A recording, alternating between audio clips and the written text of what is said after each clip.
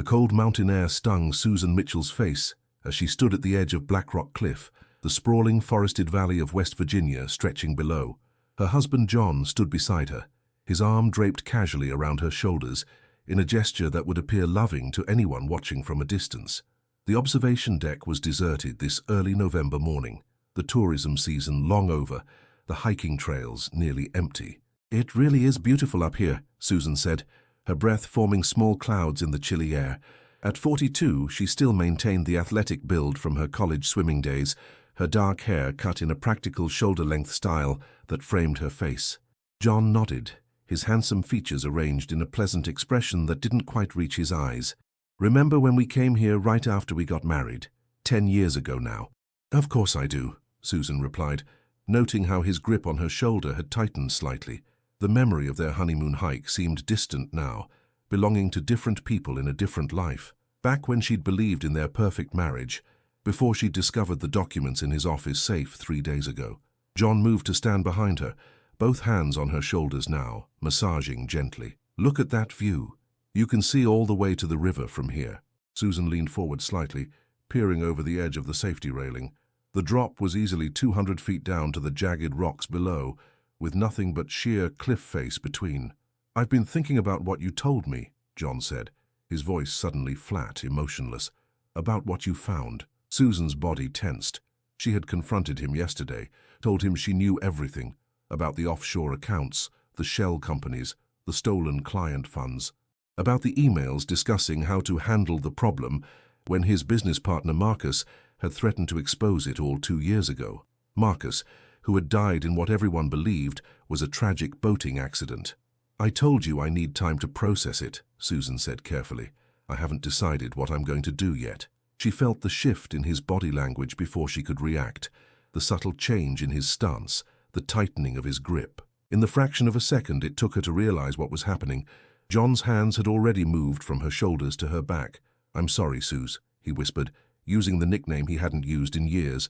"I really did love you once." The push was surprisingly gentle, almost tender. Susan's stomach lurched as she pitched forward, her hands grasping frantically at the railing, but finding only air. In that suspended moment, as her body cleared the safety barrier, a strange clarity washed over her. She wasn't surprised. Some part of her had known since she found those documents that it would end this way. John couldn't risk her going to the authorities, couldn't risk losing everything he'd built. His entire identity was wrapped up in the successful investment firm he'd created, in being John Mitchell, trusted financial advisor to Charleston's elite. As she began to fall, time seemed to slow. Susan saw the rocky outcropping about 30 feet below the main cliff edge, a narrow ledge covered with scrub brush and small trees that jutted out from the cliff face. If she could somehow angle her body. The impact knocked the wind from her lungs. Pain exploded through her left side as she crashed through the thin branches and slammed into the ledge, her momentum carrying her toward the edge. Her fingers clawed desperately at the dirt and rocks, her legs dangling over the abyss for a heart-stopping moment, before she managed to pull herself fully onto the narrow shelf. She lay there, gasping, every breath sending waves of agony through what she suspected were several broken ribs. Blood trickled down her face from a gash on her forehead, and her left ankle throbbed mercilessly. But she was alive. From somewhere far above, she heard John's voice calling her name, the tone a perfect simulation of panic and concern. "Susan! Susan!" She froze, instinctively pressing herself flat against the ledge. He was putting on a show, she realized, creating witnesses to his distress. Soon he would call 911, report that his wife had slipped and fallen while they were hiking. By the time search and rescue teams reached the bottom of the cliff, he would have established his alibi, played the part of the devastated husband, unless they found her alive, unless she told them what really happened. Through the haze of pain and shock, a thought crystallized in Susan's mind. John believed he had killed her, and as long as he believed that, she had an advantage he didn't know existed. "I'll pretend I'm dead," she whispered to herself, the words barely audible over the sound of the wind whistling through the cliff face. She remained motionless as John's voice grew more distant, presumably as he ran back toward the parking area to call for help. Susan took a shallow breath, trying to assess her injuries. The pain was intense but manageable, nothing immediately life-threatening.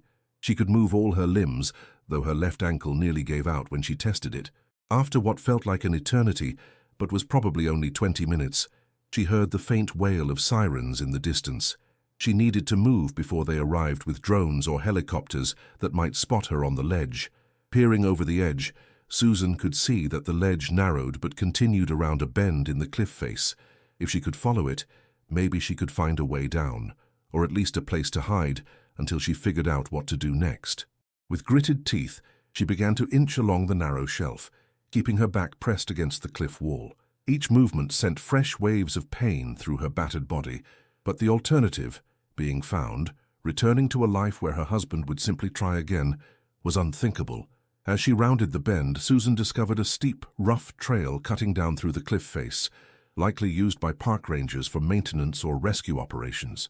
It was dangerous, especially in her condition, but it offered a way down.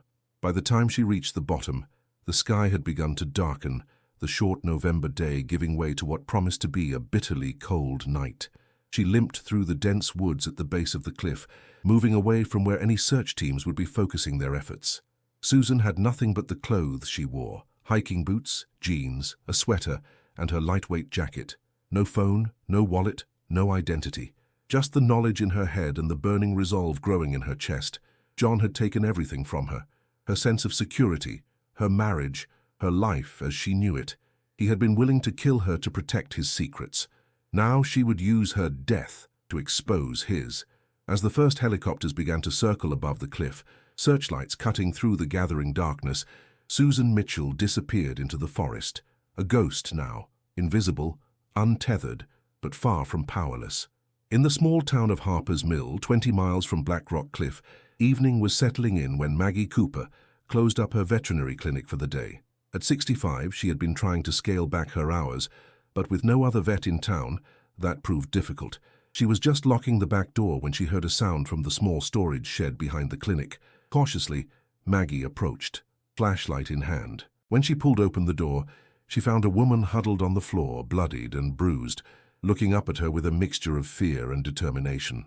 "Please," Susan said, her voice hoarse, "I need help, but no one can know I'm alive." Maggie Cooper had seen plenty in her 65 years, but the battered woman in her shed was something new entirely. Without asking questions beyond what medical care was needed, she helped Susan into the small apartment above the veterinary clinic, where she sometimes stayed during bad weather.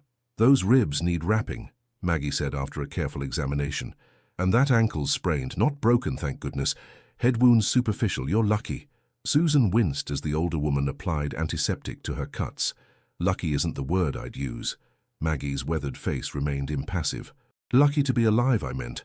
Whatever you're running from must be bad if you'd rather hide in my shed than go to a hospital." 3 days later, Susan sat at Maggie's kitchen table, a mug of coffee warming her hands. The small TV in the corner played a local news channel. She stared at her own face on the screen, a photo from last Christmas, smiling beside John at some charity event. The search for her body had been called off yesterday. The authorities had concluded that the currents in the river below the cliff must have carried her downstream. John appeared on screen now, his handsome face appropriately grief-stricken as he thanked the search teams for their efforts. He stood on the porch of their Charleston home, the beautiful colonial-style house they'd renovated together when they first married. The same house where, in the hidden safe behind his office bookshelf, she'd found evidence of everything. "Turn it up," Susan said quietly. Maggie raised the volume with the remote. "Deeply grateful for the community's support during this unimaginable tragedy," John was saying, his voice breaking at just the right moments. "Susan was everything to me. I keep expecting her to walk through the door." Susan's jaw tightened as she watched the performance. Every gesture, every catch in his voice. It was masterfully done. She'd seen him use the same techniques when convincing wealthy clients to invest with his firm, Mitchell Financial Services. "Quite the actor," Maggie remarked, setting a plate of scrambled eggs in front of Susan. "You have no idea," Susan replied, unable to tear her eyes from the screen as the reporter explained that memorial services would be held on Saturday. "He's already planning my funeral." After the news segment ended, Susan pushed the eggs around her plate, appetite gone. "I need to get out of your hair, Maggie. You've done more than enough. And go where exactly? With what?" The older woman gestured to Susan's borrowed clothes and bandaged body. "No money, no ID, and a face that's all over the news as a dead woman." "I have a plan," Susan said, meeting Maggie's skeptical gaze, "but I need a few things." In the week that followed, Susan slowly recovered her strength. Maggie proved to be not just a skilled veterinarian, but an unexpectedly willing accomplice. She didn't ask many questions, just listened one night as Susan, unable to contain it anymore, told her everything. About finding the documents while looking for their insurance papers. About Marcus Bentley's suspicious accident 2 years ago after he'd threatened to expose the financial fraud. About how John had systematically stolen millions from client accounts through a complex web of offshore transfers.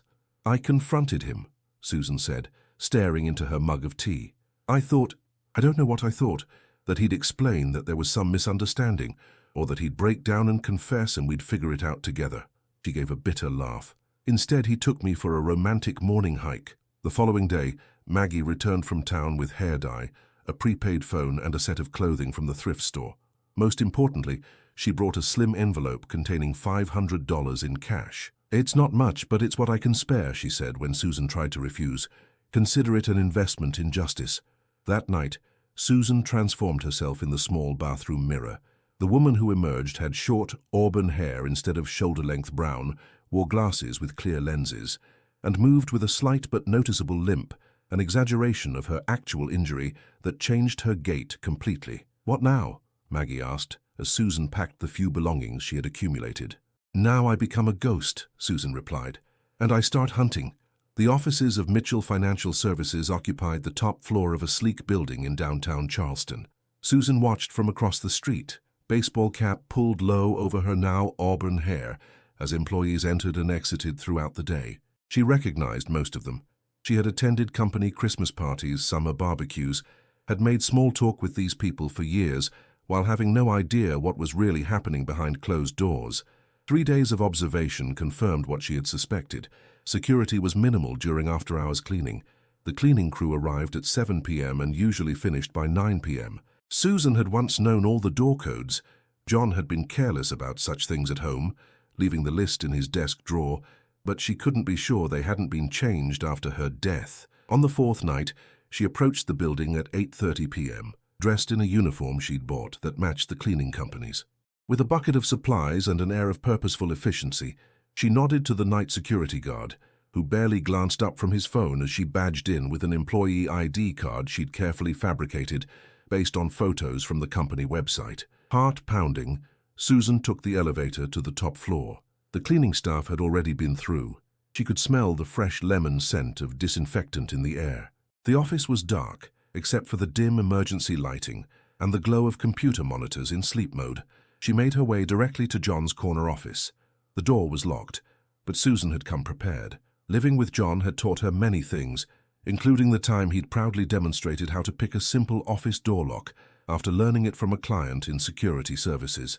The irony wasn't lost on her as she worked the tools, feeling the satisfying click as the lock gave way. John's office was immaculate as always. The large mahogany desk faced floor-to-ceiling windows overlooking the city. Susan ignored the desk and went straight to the bookshelf on the far wall. Behind a row of financial reference books he never read was the wall safe she knew contained his most sensitive documents. Documents like the ones she'd discovered at home, which had led to her current situation. The safe required both a key and a combination. The key would be on John. He always kept it on his keyring, but Susan didn't need it.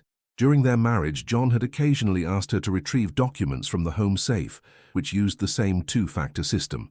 She had seen him enter the combination enough times to memorize it, and she knew about the override system that allowed entry with just the combination if you knew the proper sequence. 6 minutes and 17 seconds later, Susan was staring at the contents of John's safe. Inside were external hard drives, folders of documents, and a small black notebook. She worked methodically, using her phone to photograph every page of the most relevant documents, downloading the contents of the hard drives onto a flash drive she had brought. The black notebook proved to be the most valuable find.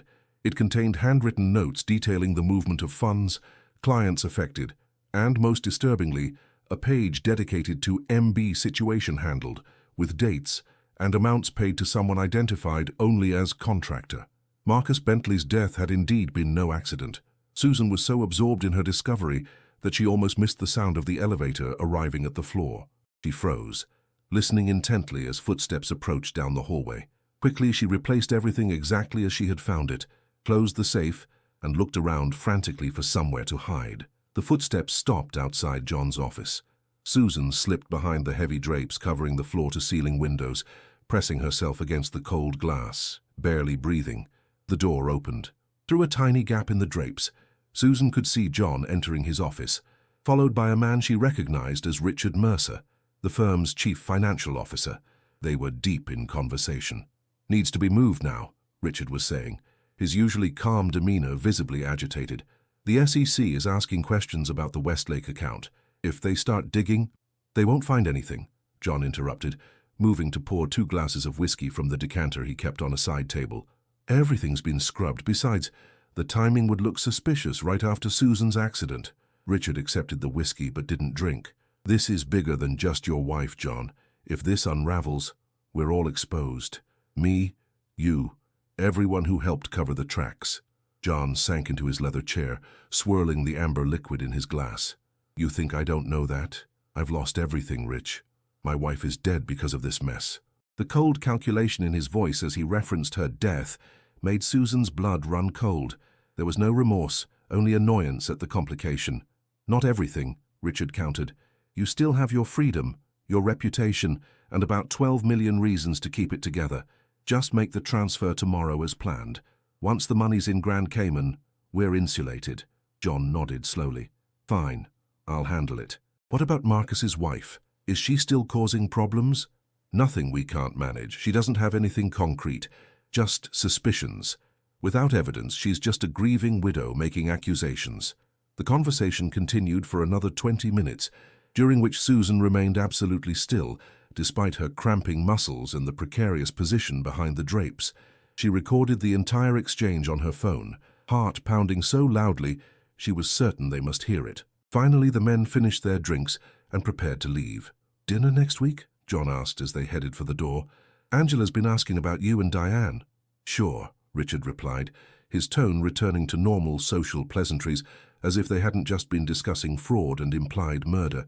"Let's plan for Thursday. That new steakhouse downtown." After they left, Susan waited a full 10 minutes before emerging from her hiding place, legs shaky from tension and prolonged stillness. She had what she came for, more than she'd expected, not just evidence of past crimes but confirmation of ongoing fraud and plans for future transfers.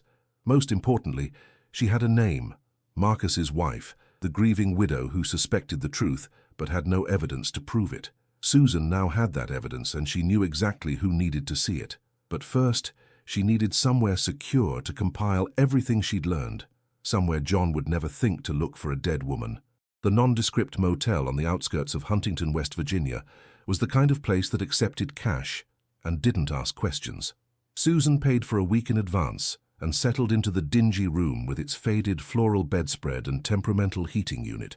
She spread her evidence across the bed, photographs of documents, the flash drive contents now organized on a cheap laptop Maggie had helped her purchase, and her own detailed notes connecting all the pieces. A pattern emerged. Over the past 5 years, John and his associates had systematically diverted funds from client accounts, particularly targeting elderly clients with substantial investments and minimal oversight of their portfolios. The money traveled through a series of shell companies before landing in offshore accounts. When Marcus Bentley, a junior partner, had discovered the scheme and threatened to expose it, he had mysteriously drowned during a solo fishing trip 2 years ago. Susan opened her laptop and began searching public records for information on Marcus's widow. After an hour, she had a name, Catherine Bentley, and an address in a suburb of Charleston. She also discovered that Catherine had filed multiple complaints with regulatory agencies following her husband's death, claiming foul play related to his work at Mitchell Financial. All had been dismissed due to lack of evidence. As Susan compiled her findings, a plan began to take shape. She would need to contact Catherine Bentley, but carefully. If John had pushed Susan off a cliff and arranged Marcus's accident, he wouldn't hesitate to silence Catherine if he felt truly threatened. But before approaching Catherine, Susan needed to understand the full scope of the operation.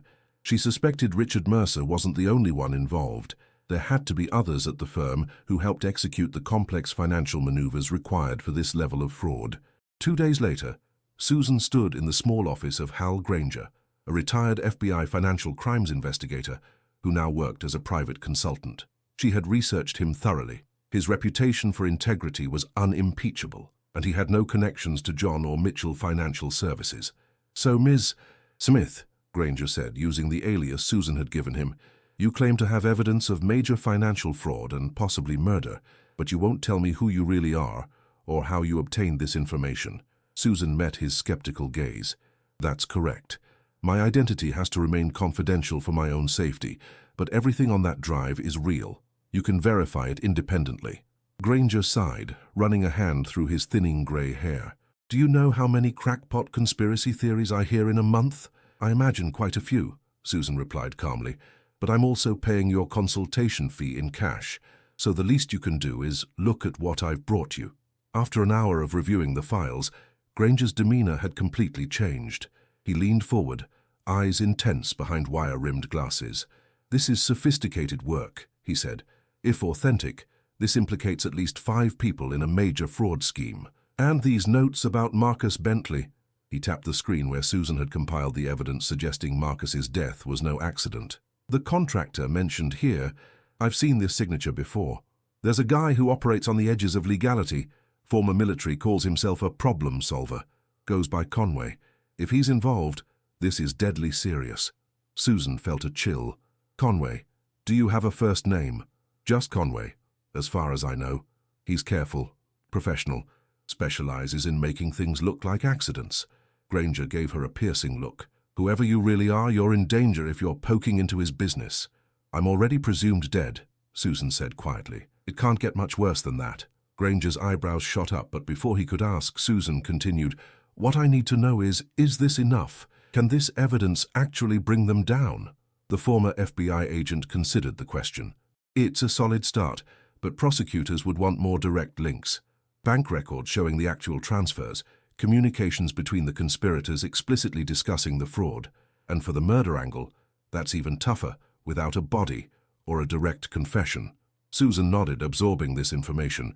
"If I could get more, would you help me take this to the right authorities? Someone who can't be bought off?"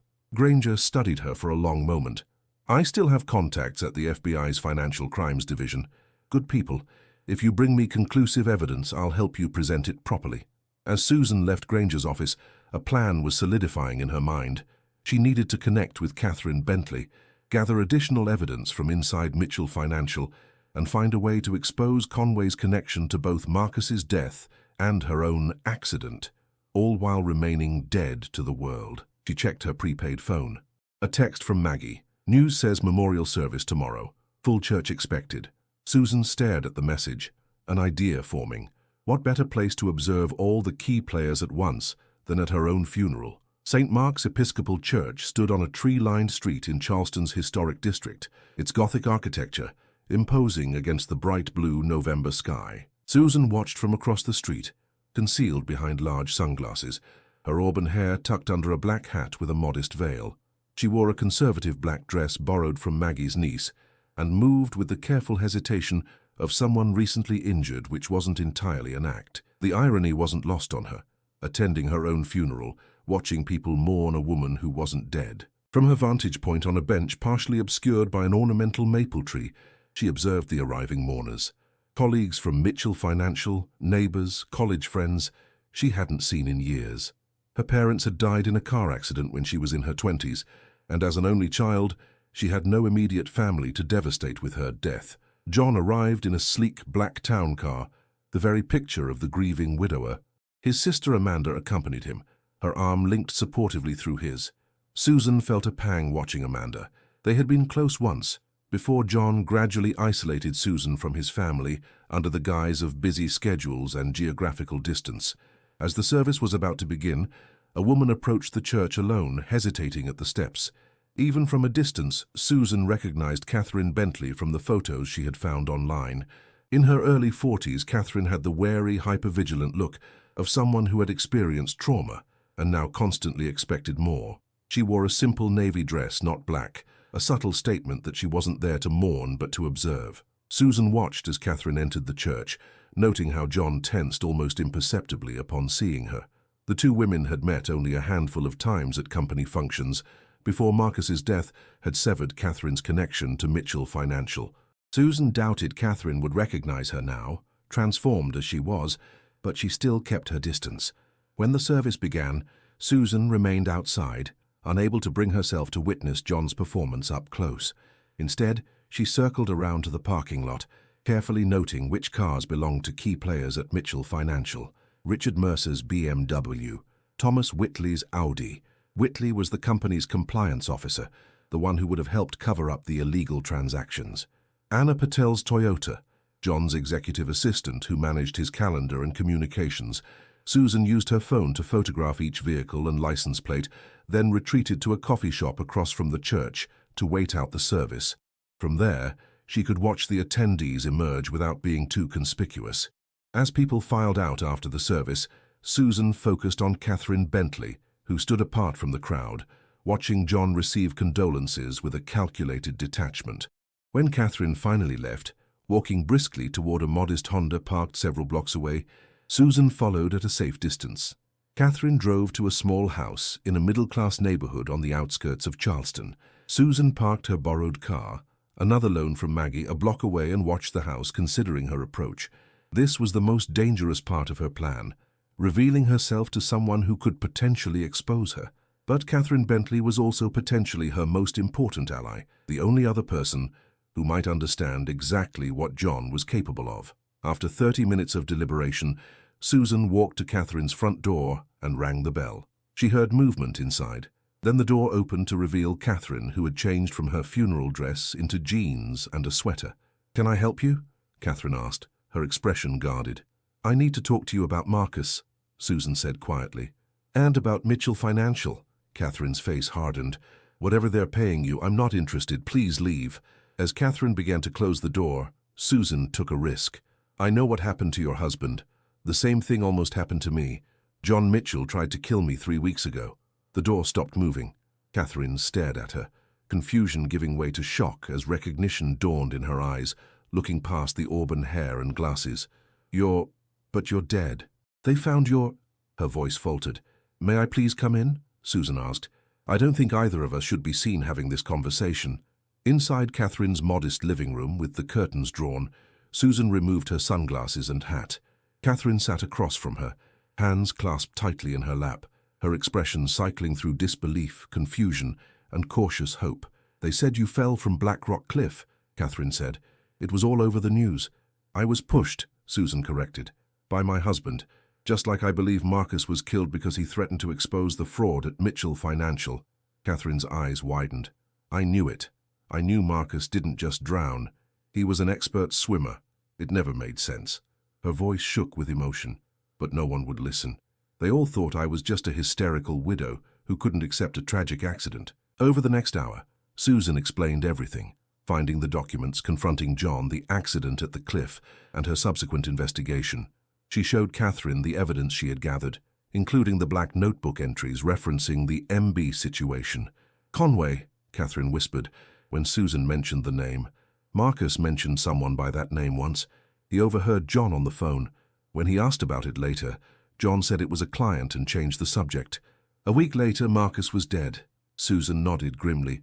"I need your help, Catherine. I'm trying to build an airtight case, but I need more. Specifically, I need concrete proof of the offshore accounts where the money was sent and direct evidence linking John to Conway." Catherine was quiet for a moment, considering. "After Marcus died, I tried everything to prove it wasn't an accident.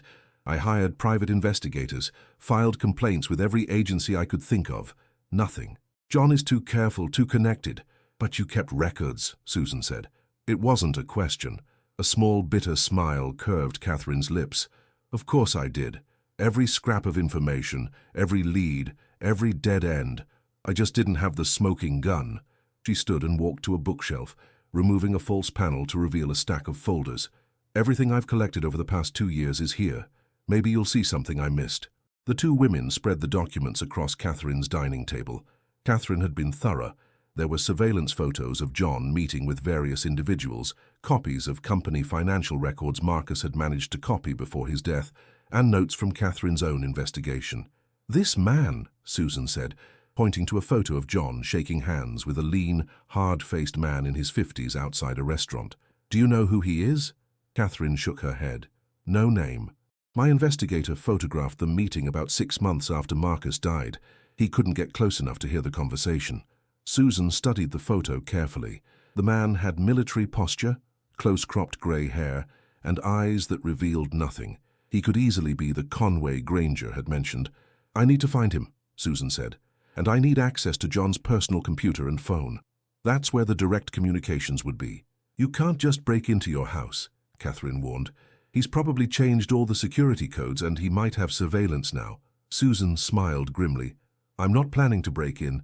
I'm going to make him bring the evidence to me." The next morning, Susan met with Hal Granger again, this time bringing Catherine along. The former FBI agent listened as they laid out what they knew and what they still needed to prove. "So your plan is to flush out Conway and get John to incriminate himself," Granger summarized, his expression dubious.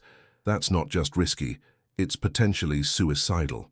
"I'm already dead, remember?" Susan replied. "That gives me an advantage. John isn't looking for me because he believes he succeeded in killing me." Granger sighed heavily. "Even if you manage to record John confessing, there's the matter of your own legal situation. You've been declared dead. You've been using false identification. You broke into Mitchell Financial's offices. One problem at a time," Susan said. "First, we bring down John and his associates. Then I'll worry about explaining my resurrection to the authorities." After further discussion, they formulated a plan.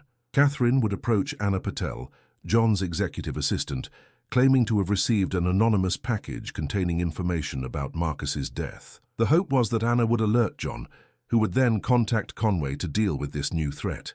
"Are you sure about this?" Susan asked Catherine. "You'll be putting yourself at risk." Catherine's expression hardened.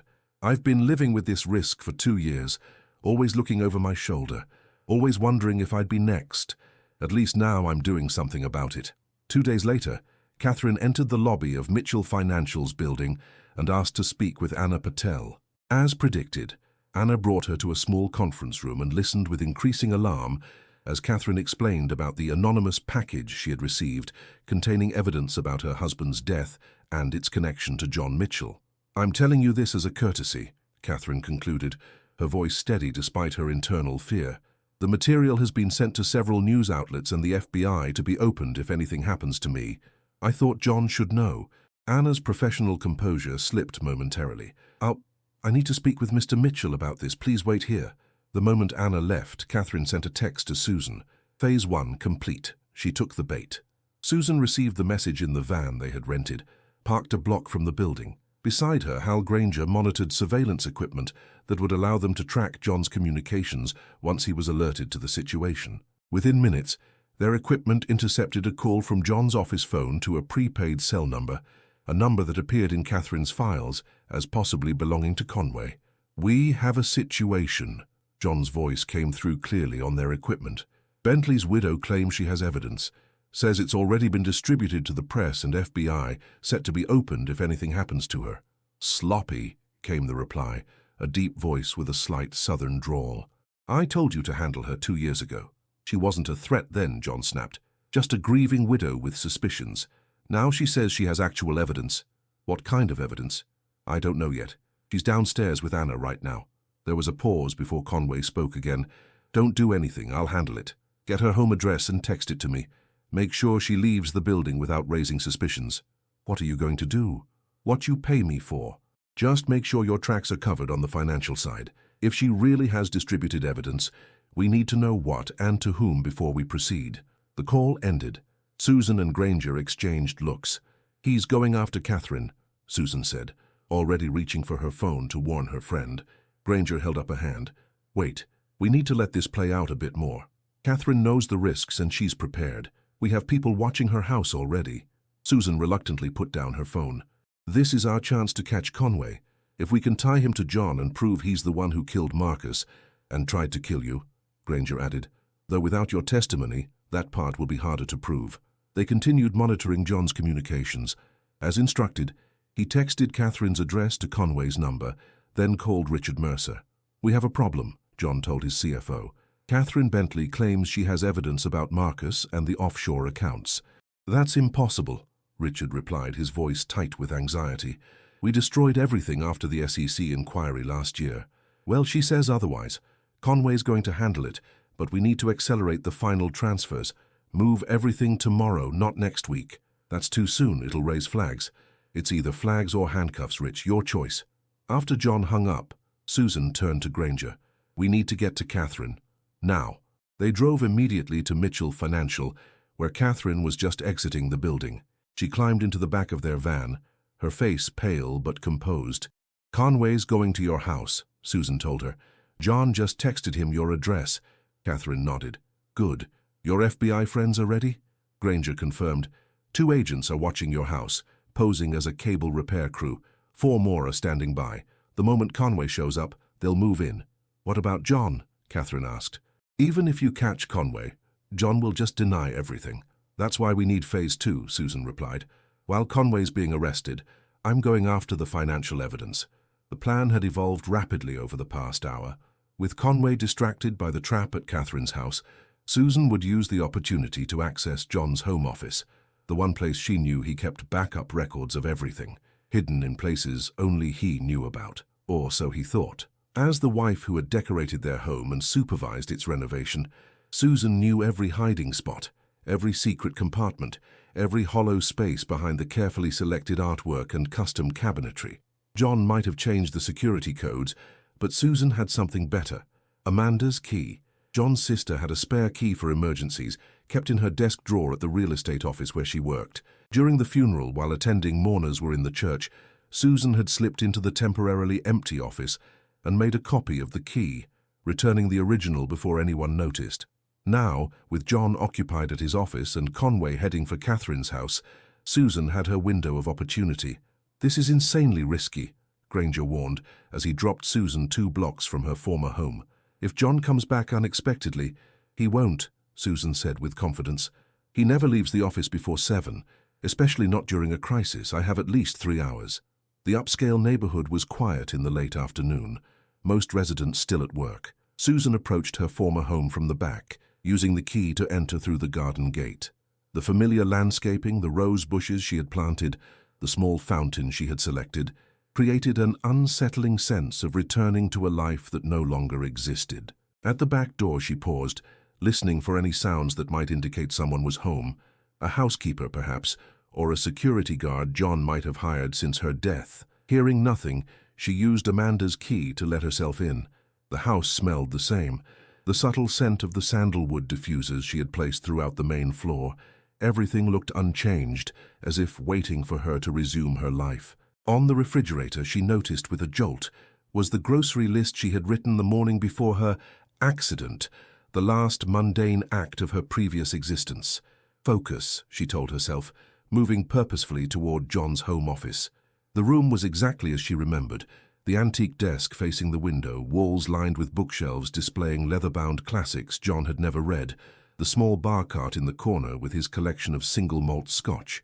Susan went straight to the painting behind his desk, a modern abstract she had never liked but John had insisted on purchasing. Behind it was a wall safe, a smaller version of the one in his office.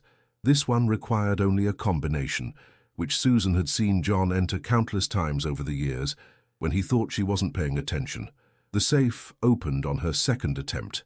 Inside were passports, including a fake one for John under the name James Miller, several bundles of cash in various currencies, and a portable hard drive. Susan took photos of everything, then removed the hard drive and connected it to the laptop she had brought.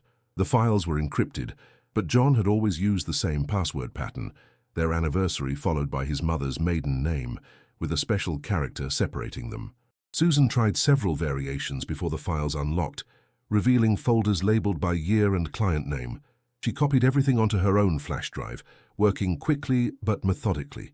In a folder labeled Conway, she found what she was looking for: payment records, dates that corresponded with Marcus's death, and most damning of all, a series of email exchanges from a secure account discussing both Marcus and, more recently, her own accident. Cliff location confirmed. Isolated enough at 7 a.m. Will look like hiking accident. Payment as discussed.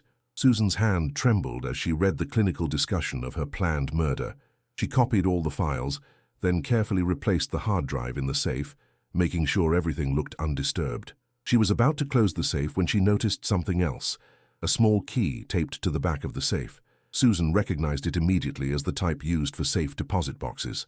She photographed it in place, then carefully removed it, noting the bank name engraved on its surface, First National Bank of Charleston. As she was replacing the painting, Susan heard a sound that made her blood freeze, the distinctive beep of the front door security system being disarmed.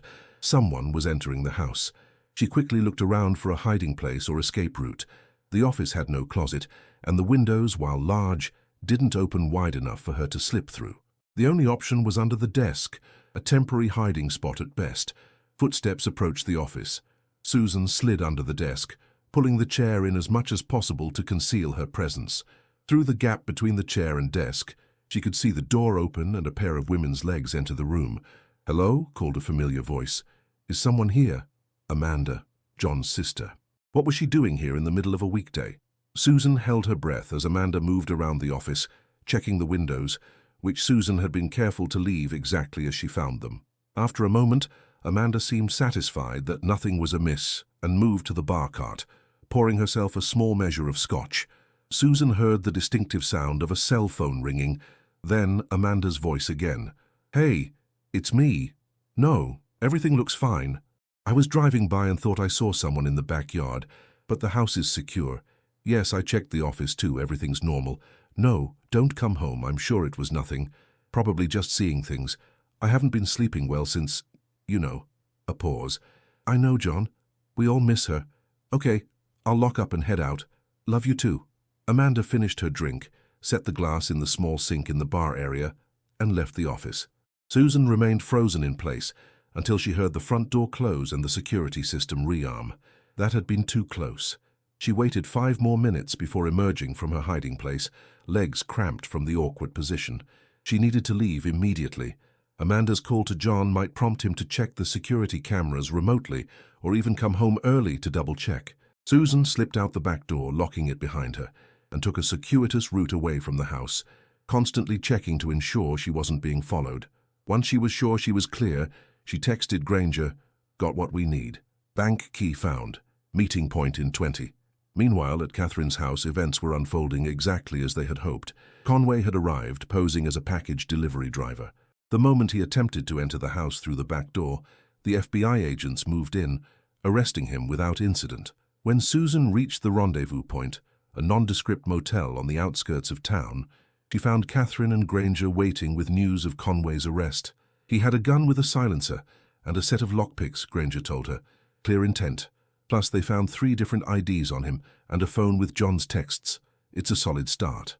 "And I've got the rest," Susan said, connecting her flash drive to Granger's laptop. "Complete records of payments to Conway, dates, offshore account numbers, everything. Plus this." She held up the safe deposit box key. "I think this is where John keeps his insurance policy. Original documents he could use as leverage if anyone ever turned on him." Granger studied the key. "First National, box 722. We can get a warrant based on what we have now." "No," Susan said firmly. "No warrants yet. The moment the authorities get officially involved, John will know something's wrong. We need that box first to make sure we have everything before he can destroy evidence." "And how exactly do you plan to access a safe deposit box that's in John Mitchell's name?" Granger asked. Susan smiled grimly. "John never does anything in just one name. That box will be registered to both of us. As his wife, I should still have access." "Except you're legally dead," Catherine pointed out.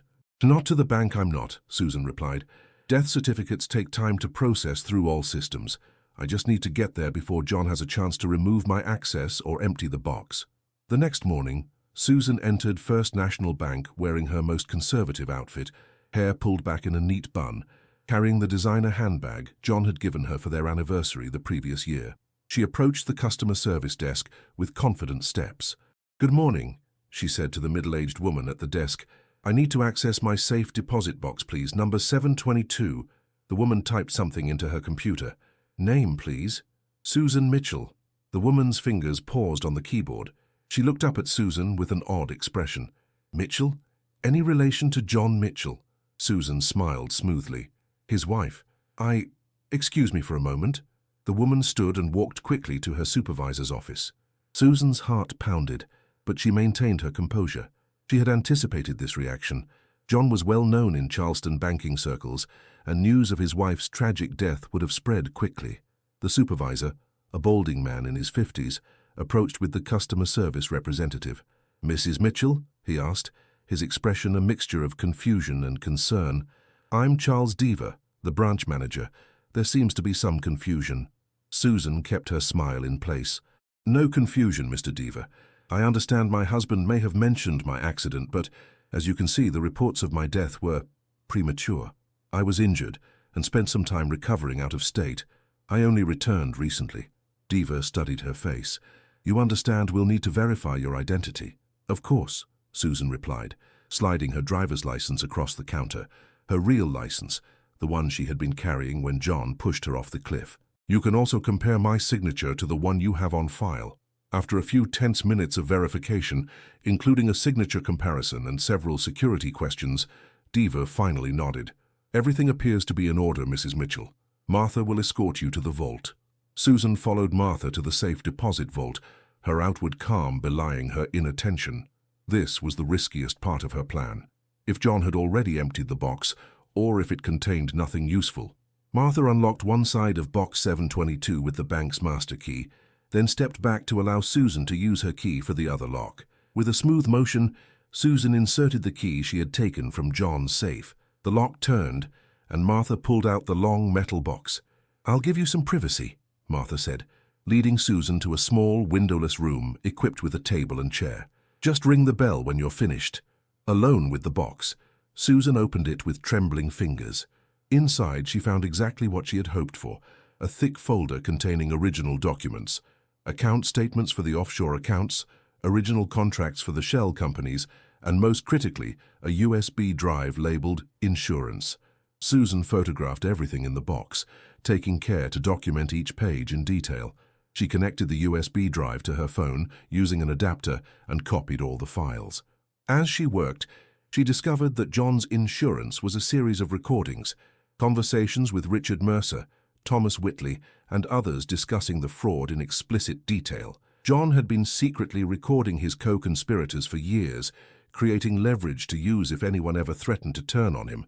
Among the recordings was one labeled simply MB Final. With a growing sense of dread, Susan played it, hearing John's voice and another man's, Conway's, discussing Marcus Bentley's accident in explicit detail. The recording had been made after the fact, with Conway reporting success and John confirming final payment. This was it, the smoking gun they needed. Susan copied everything, then carefully replaced all items exactly as she had found them. No one, not even John, would know she had been there. As she returned the box to Martha and exited the bank, Susan felt a strange mix of triumph and sorrow. The evidence she had gathered would destroy John and everyone involved in his crimes. Justice for Marcus, justice for herself. But it also marked the final death of the life she had believed in for so many years. The marriage, the love, all of it built on lies. She texted Granger a simple message. "Got everything. Meet at Safe House." At the small cabin Granger had arranged for them to use, Susan, Catherine, and Granger reviewed all the evidence. With the recordings from the safe deposit box, they now had undeniable proof of the fraud, Conway's role as a hired killer, and John's direct involvement in both Marcus's death and the attempt on Susan's life. "This is more than enough," Granger said, organizing the files. "I've arranged a meeting with the FBI's Financial Crimes Division for tomorrow morning. With Conway already in custody and this evidence, they'll move quickly."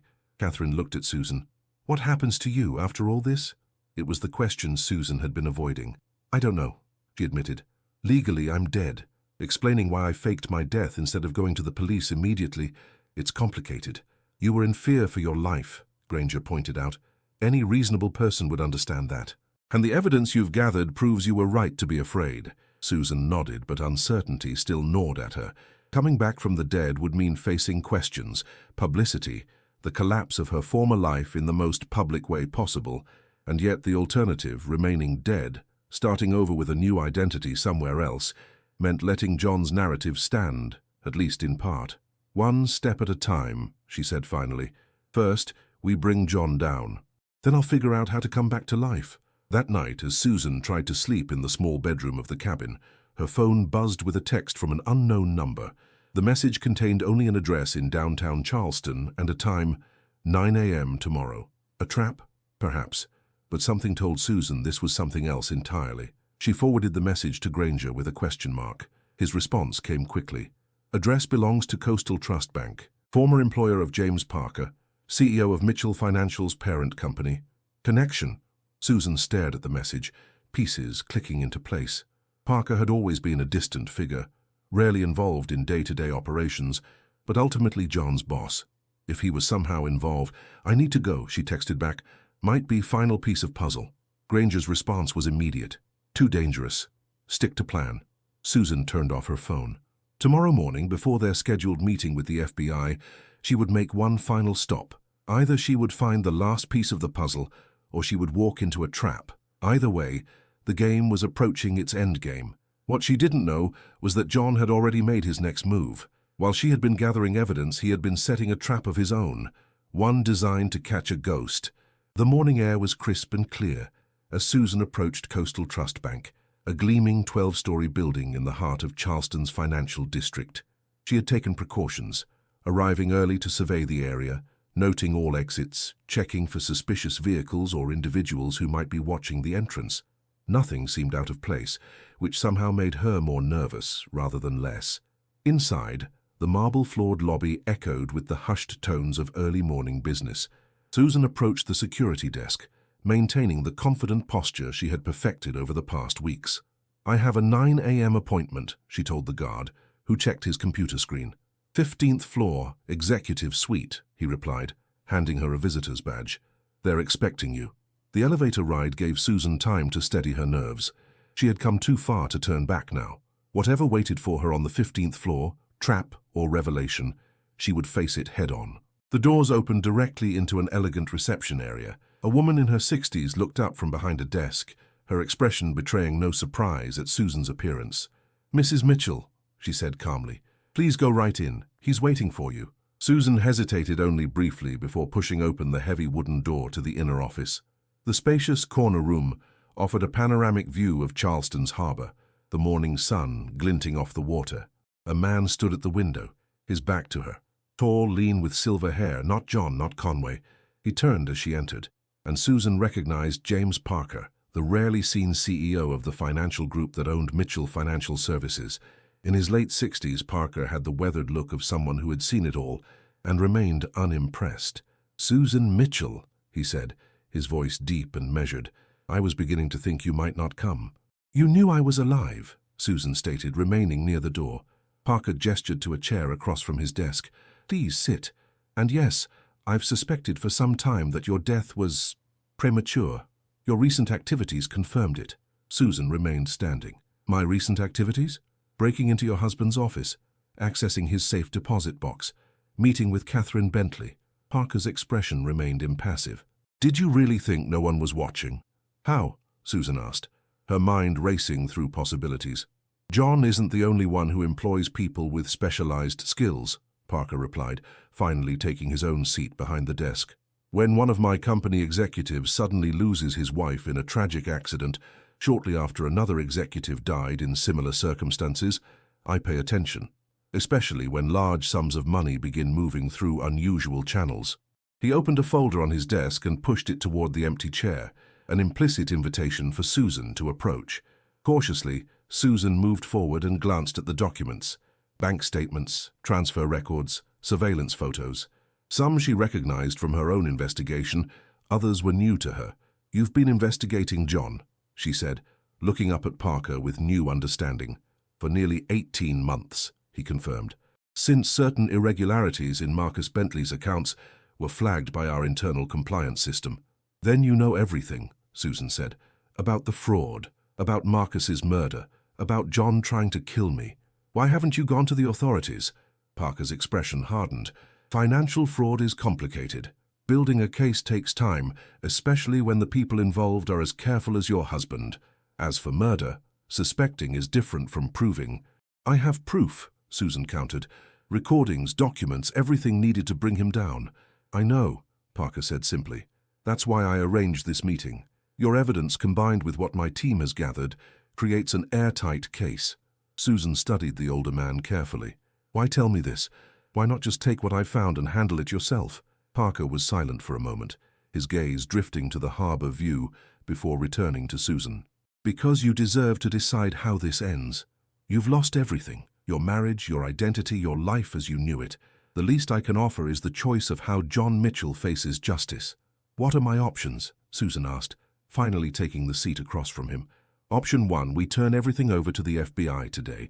John, Richard Mercer, Thomas Whitley and the others are arrested publicly. Conway is already in custody, as you know. The case makes headlines. Mitchell Financial likely collapses and you come back from the dead to testify against your husband. Susan could imagine the media frenzy, the scrutiny, the endless questions about why she hadn't gone to the police immediately. And option 2? We handle it internally. The evidence goes to the FBI anonymously. John and his conspirators still face justice, but more quietly. The firm is restructured rather than destroyed, protecting innocent employees and clients. And you remain officially dead, free to start over however and wherever you choose, with resources to make that possible. You're offering to buy my silence, Susan said flatly. Parker shook his head. I'm offering to respect your privacy while still ensuring justice is served. John will pay for his crimes either way. The question is whether you want to be part of that public reckoning or not. Susan considered the choice before her. Remaining dead meant never facing her friends again, never reclaiming her true identity.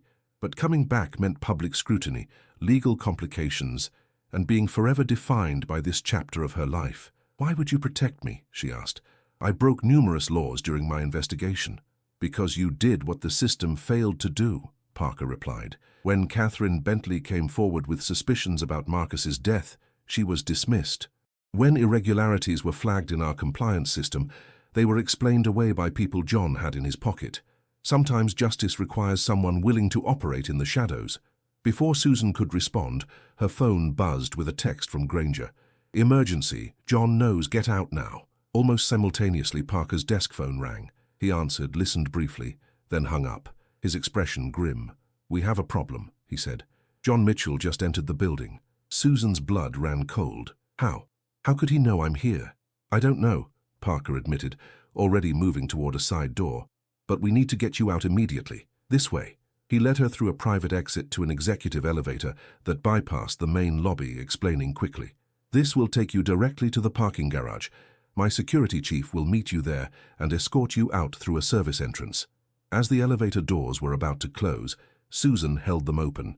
Wait, what about our discussion? What happens now? Call this number when you're safe, Parker said, handing her a business card. We'll proceed however you want, but right now just focus on getting away from here. If John has figured out you're alive. The elevator doors closed and Susan descended to the parking garage, her heart pounding. When she reached the lower level, a stocky man in a suit was waiting, as Parker had promised. This way, Mrs. Mitchell, he said urgently. We don't have much time. They moved quickly through the dimly lit garage toward a service exit. Just as they reached it, a familiar voice called out from behind them. Susan. She froze, then slowly turned. John stood 20 feet away, his expression a mixture of shock, rage, and something else, calculation. He held something in his right hand, partially concealed by his side. So it's true, he said, his voice eerily calm. My dead wife, walking around Charleston. I thought Conway was getting sloppy in his old age when he said he thought he spotted you. The security chief moved slightly in front of Susan, his hand reaching inside his jacket. Mr. Mitchell, I'm going to have to ask you to leave. John ignored him, his eyes fixed on Susan. Do you have any idea what you've done? The plans you've ruined? The years of work you've destroyed? I know exactly what I've done, Susan replied steadily. I've gathered enough evidence to put you away for the rest of your life, for fraud, for Marcus's murder, for trying to kill me. A flicker of something, fear, crossed John's face before his expression hardened again. Evidence you stole illegally. Evidence that won't hold up in court. Evidence that won't matter when you disappear again. This time for good. He raised his hand, revealing a pistol. The security chief immediately drew his own weapon. Put it down, Mitchell, he ordered. Don't make this worse than it already is. John's laugh was bitter. Worse? My wife is back from the dead to destroy me. My business partners are turning on me. The FBI is sniffing around my accounts. How exactly does it get worse? Susan studied her husband's face. The face she had once loved, had trusted, had built a life with. the face that had looked at her with such calculated indifference before pushing her off a cliff. "It gets worse when you add another murder charge," she said quietly. "Is that really how you want this to end, John?" Something in her voice seemed to reach him. John's hand wavered slightly. "You don't understand," he said, a hint of desperation creeping into his tone. "It wasn't supposed to happen this way. Marcus was never supposed to die. He forced my hand, and you were never supposed to find those documents." "But I did," Susan replied, "and now you have a choice about how this ends. Drop the gun and face justice, or pull the trigger, and guarantee you'll never see daylight again." For a moment, time seemed suspended. Susan could see the calculations running behind John's eyes, the desperate search for a way out. Then, slowly, he lowered the weapon. "It was never about the money," he said quietly. "It was about being someone important, someone who mattered." "You mattered to me," Susan said, surprised by the emotion in her own voice. "Before all of this. Before you became someone I didn't recognize." The security chief moved forward quickly, taking John's gun and restraining him. Moments later, the garage filled with FBI agents. Granger had apparently called in reinforcements when he couldn't reach Susan. As John was led away in handcuffs, he looked back once at Susan, his expression unreadable. She wondered if he was seeing the wife he had tried to kill, or the ghost who had destroyed him. The next 48 hours passed in a blur of FBI interviews, legal consultations, and difficult decisions. Susan's resurrection created exactly the media storm she had anticipated, with reporters camped outside the federal building where she was sequestered for her own protection. Catherine Bentley was there throughout, a steady presence as Susan navigated the complexities of coming back to life legally while preparing to testify against her husband. Maggie Cooper drove in from Harper's Mill, bringing Susan's few belongings from her time in hiding and offering her characteristic blend of pragmatism and compassion. "So what happens now?" Maggie asked on the third evening as they sat in the safe house the FBI had arranged. "After all this is over, I mean." Susan looked out the window at the lights of Charleston in the distance. "I don't know," she admitted. "I can't go back to my old life. Too much has changed. But I'm not sure what comes next." "You could come back to Harper's Mill," Maggie suggested. "I could use help at the clinic." Susan smiled at the older woman who had become an unexpected friend. "I might take you up on that, at least for a while." On the morning John Mitchell's arraignment was scheduled, Susan sat in the back of an FBI vehicle, preparing to enter the courthouse. Beside her, Hal Granger reviewed their strategy one final time. "Remember, you only need to confirm the evidence we've presented," he said. "The recordings from the safe deposit box and Conway's testimony are doing most of the heavy lifting." Conway had indeed turned on John, agreeing to testify in exchange for reduced charges. His detailed account of both Marcus Bentley's murder and the attempt on Susan's life had been devastating. "What about Parker's offer?" Susan asked quietly. "To handle this more discreetly?" Granger shook his head. "That ship has sailed the moment John walked into that garage with a gun. This is too public now. But Parker's still offering financial support if you want to relocate after the trial." Susan nodded, her decision already made. She would testify, face John one last time, and then she would figure out who Susan Mitchell was now, separate from the identity that had been built around her marriage. As they prepared to exit the vehicle, Susan's phone buzzed with a text from Catherine. "Whatever happens in there, remember, you've already won. You refuse to be a victim." Susan took a deep breath, squared her shoulders, and stepped out to face the cameras, the questions, the stares. She was no longer pretending to be dead, no longer hiding in shadows. She was alive, reclaiming her story, ready to build something new from the ashes of what had been destroyed. John had pushed her off a cliff, intending to silence her forever. Instead, he had set her free. Inside the crowded courtroom, Susan took her place on the witness stand. As she was sworn in, her eyes met John's across the room. He sat between his lawyers, his expensive suit replaced by prison attire, his confident demeanor diminished but not entirely gone. "Please state your name for the record," the prosecutor requested. Susan looked directly at John as she answered, her voice clear and unwavering. "My name is Susan Mitchell, and I am very much alive." 6 months later, the small cottage overlooking Harper's Mill had become Susan's sanctuary. With its wraparound porch and view of the rolling hills, it offered the peace she had craved after the chaos of the trial. John and his co-conspirators had all been convicted, John receiving the harshest sentence for his role in Marcus's death and the attempt on Susan's life. Susan set her coffee mug on the porch railing and opened the letter that had arrived that morning. Catherine Bentley's familiar handwriting filled the pages, updating Susan on the ongoing civil suits against Mitchell Financial and the restitution process for affected clients. Parker made good on his promise, Catherine wrote. The firm has been restructured, honest employees protected, and clients made whole.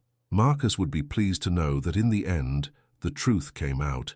Susan smiled at the mention of Marcus. In an unexpected development, she and Catherine had formed a genuine friendship during the trial, bonded by their shared experience of betrayal and their determination to seek justice. The sound of a car approaching drew Susan's attention.